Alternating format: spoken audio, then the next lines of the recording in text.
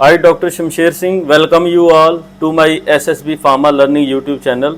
आज इस लेक्चर में मैं आप लोगों के साथ डिस्कस करने जा रहा हूं कि एलर्जी को हम कैसे ट्रीट कर सकते हैं। In the previous video I have discuss with you कि एलर्जी कैसे होता है, आप कैसे अपने आप को उससे प्रोटेक्ट कर सकते हो, जहाँ उसके लिए कौन कौन से डायग्नोस्टिक टेस्ट हैं। तो इससे जो प्रीवियस वीडियो है उसको आप जरूर एक बार वॉच करें so that you can understand कि एलर्जी के क्या क्या पॉजिटिव फैक्टर हैं। आज इस वीडियो में हम चलते हैं, डिस्कस करते हैं कि एलर्जी को हम कैसे बाय यूजिंग सम ड्रग्स और by using some natural remedies, हम नेचुरल कुछ ऐसी चीज़ों को यूज़ करके कैसे अपनी एलर्जी को जो है वो प्रिवेंट कर सकते हैं, इससे बच सकते हैं। तो firstly I will discuss you what is allergy. अगर हम एलर्जी की बात करें तो इन द लेमैन लैंग्वेज, अगर हम गांव में ये कहते हैं कि allergy is a one of the reaction of your body toward any external stimuli. जब भी आपकी बॉडी कोई एक्सटर्नल स्टिमुलाई की तरफ एक्सपोजर होता है, जैसे आप रोड पे चल रहे हैं, your exposure toward sunlight, your exposure toward dust, your exposure toward some other bacteria viruses. क्योंकि कई बार हम ये सोचते हैं कि जिस टेबल पे हम बैठे हैं वो बिल्कुल क्लीन है, बट जो हमारे वायरसेस और जो बैक्टीरिया होते हैं they are the micro organism.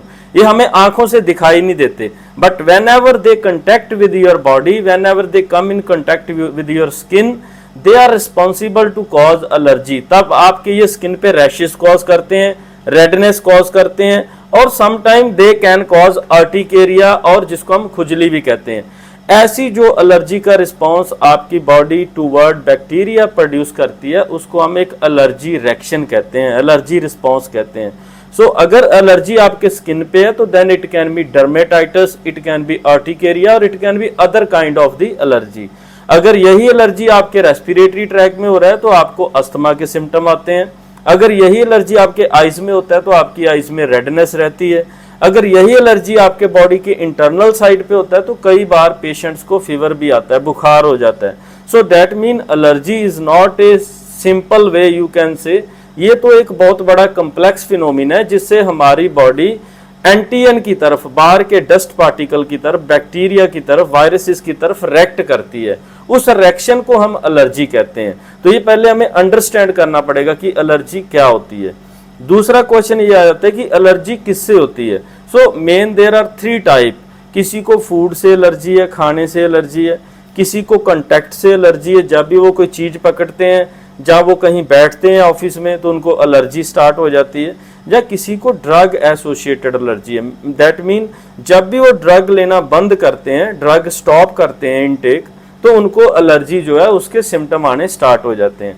तो ये 3 टाइप का एलर्जी रहता है। इसमें कोई बहुत बड़ा मेडिकल साइंस नहीं है, आप एक सिंपल वे में इसको अंडरस्टैंड कर सकते हैं कि अगर आपको एलर्जी फूड से है, सपोज आप फूड से एलर्जिक हैं, तो उसको आप आइडेंटिफाई करें कि किस टाइप का जो फूड है वो पैक्ड फूड है, या वो फ्रेश फूड है, या किस टाइप का फूड है, वो राइस है, वो ग्रेन है, जहाँ वो कोई ऐसे स्नैक्स आप खाते हो, चिप्स खाते हो, जहाँ बर्गर लेते हो, जहाँ कुछ कोल्ड ड्रिंक वगैरह लेते हो, उससे आपको एलर्जी है। तो इसको आप नॉर्मली आइडेंटिफाई कर सकते हो। इसके लिए कोई भी आपको साइंटिफिक टेस्ट नहीं करना पड़ेगा, जहाँ आपको कोई भी डायग्नोसिस के लिए बहुत बड़ा कोई नॉलेज नहीं चाहिए। तो that mean food associated allergy जो है उसको आप इजिली रिकॉग्नाइज कर सकते हो, आइडेंटिफाई कर सकते हो।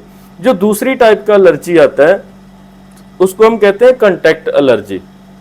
कंटेक्ट मीन जब आप किसी के साथ कंटेक्ट करते हो, जब आप किसी चीज को पकड़ते हो। कई बार आप घरों पे देखते हो कि कुछ ऐसी चीजें हैं जो बहुत टाइम से पड़ी हुई हैं, तो आप उनको फर्स्ट टाइम 2-3 मंथ के बाद उठा रहे हो, या कुछ पर्टिकुलर टाइम पे आप अपने घर को क्लीन करते हो। वो जो डस्ट पार्टिकल हैं, जो वायरसेस हैं, जो बैक्टीरिया हैं, जब वो आपकी बॉडी पे अटैक करते हैं, क्योंकि आपकी बॉडी पे कई बार स्वेट सिक्रीशन होती है, पसीना आया होता है, उसमें ये बैक्टीरिया ग्रोथ करते हैं जिससे आपको एलर्जी होता है। सो इस कंडीशन में आपको फिर कोई बड़ी साइंस की जरूरत नहीं है, मेडिकल नॉलेज की जरूरत नहीं है।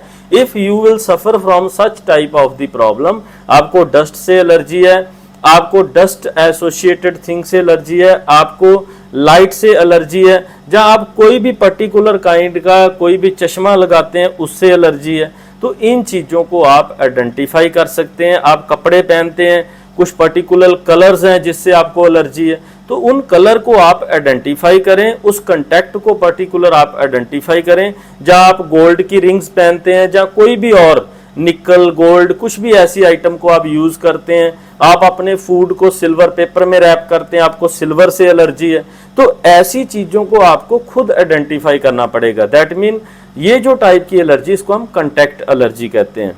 जो थर्ड टाइप की एलर्जी रहती है वो रहती है common allergy, because for that कई लोग उसके लिए ड्रग्स लेते हैं तो उन ड्रग्स को जब भी वो छोड़ते हैं, इनटेक करना बंद कर देते हैं, तो उनको एलर्जी के सिम्टम आने स्टार्ट हो जाते हैं। So that mean drug withdrawal allergy.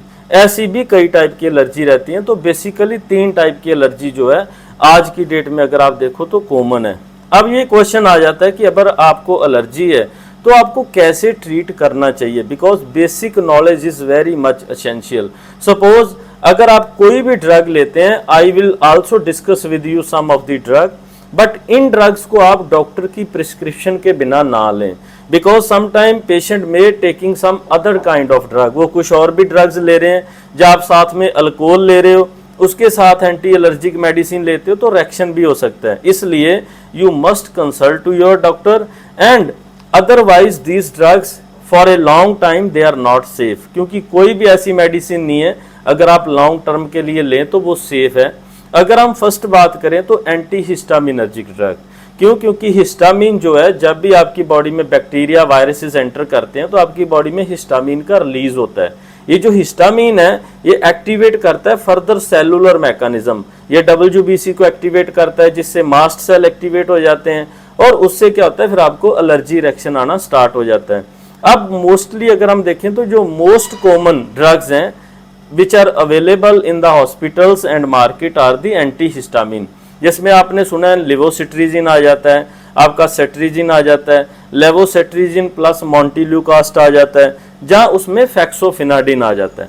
ये कॉमन ड्रग्स हैं जो यूज करते हैं, बट इसके बैकग्राउंड जो है, इसकी बैक साइड जो है, कई लोगों को नॉलेज नहीं रहता कि हम कब लें कब छोड़ें, because sometime they are also sedative. जैसे ही आप ये जो एंटी हिस्टामिनर्जिक ड्रग हैं उनको आप लेते हैं लाइक सेट्रीजिन को, तो इनका कुछ ना कुछ सेडेटिव इफेक्ट रहता है। तो ये जो सेडेशन है it can interfere with your normal work, जो आप डेली काम करते हो उसमें प्रॉब्लम क्रिएट कर सकता है।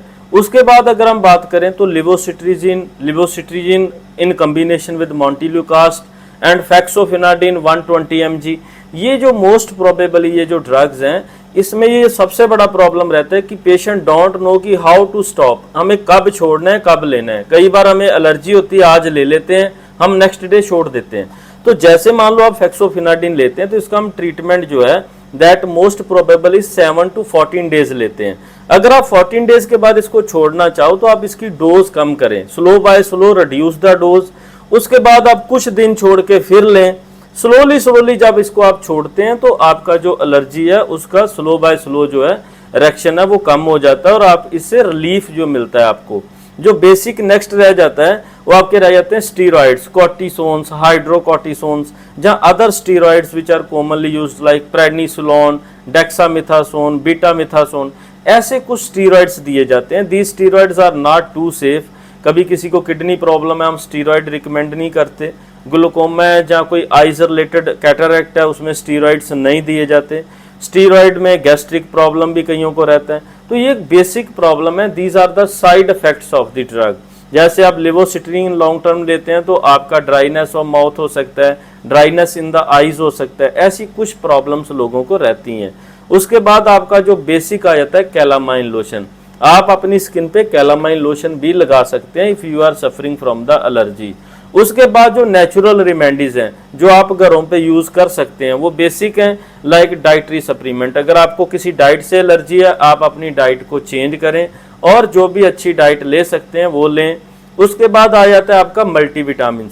आप वीकली 1-2 मल्टीविटामिन का कैप्सूल जरूर लें, जिसमें कि आपका विटामिन ए हो, विटामिन सी हो, विटामिन ई हो, फॉलिक एसिड हो।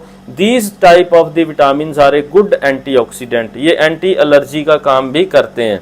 उसके बाद अगर हम बात करें बायोफ्लेवोनॉइड्स लाइक क्वर्सिटीन, अगर आप देखें तो क्वर्सिटीन के कैप्सूल्स भी आते हैं, टेबलेट भी आती हैं, तो ये एंटी एलर्जिक हैं। They reduce the release of histamine, आप इनको यूज कर सकते हैं, they are the safe drugs.